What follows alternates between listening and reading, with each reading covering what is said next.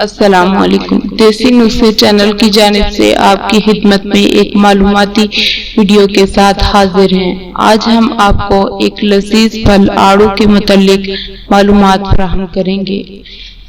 اس کا پودا 10 سے 12 فٹ تک بلند ہوتا ہے اور پتے بادام کے پتوں کے جیسے ہوتے ہیں۔ پاک و ہند میں ہر جگہ پایا جاتا ہے۔ دسمبر سے اپریل تک اس پر پھل لگتے ہیں، جو کہ جولائی تک پک کر کھانے کے قابل ہو جاتے ہیں۔ آڑو کو فارسی میں شفتالو، عربی میں خوخ، انگریزی میں پیچ اور اردو ہندی میں آڑو کہتے ہیں۔ بہترین آڑو وہ ہے جس کا چھلکا نازک، رنگ لال اور سفید اور روئیں دار ہو۔ اطباء کے نزدیک اس کا مزاج سرد اور تر ہے۔ کئی اسے معتدل اور کئی معالجین نے اسے سرد خشک لکھا ہے۔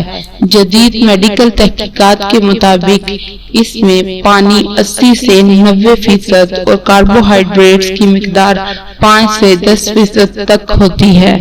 آڑو کی مقدار خوراک 3 سے 10 دانے تک ہے۔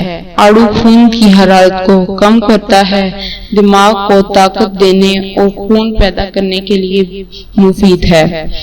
گرم مزاج والوں کے لیے زیادہ مفید ہے۔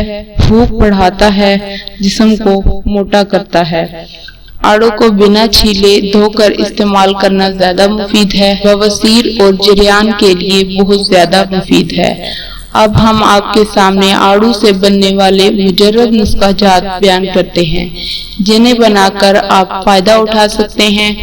آڑو کے پتوں میں مصبر گھس کر ناک میں ٹپکانے سے ناک کے کیڑے مر جاتے ہیں اور ان کے باعث درد سر کو آرام آتا ہے۔ آڑو کی گری اور بیج کا تیل نکال کر 2 سے 4 بوند نیم گرم کان میں ٹپکانے سے بہرا پن دور ہو جاتا ہے۔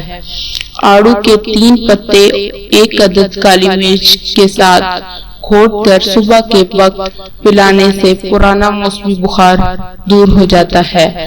آڑو کے 4 یا 5 نرم پتے 25 گرام پانی میں گھوٹ کر پلانے سے پیٹ کے کیڑے مر جاتے ہیں۔ آڑو کی گری کا تیل بواسیر کے مسوں پر لگانا بواسیر کے لیے بہت مفید ہے۔ اس کے علاوہ آڑو کے پھلوں کا لیپ بھی مسوں کو خشک کرتا ہے۔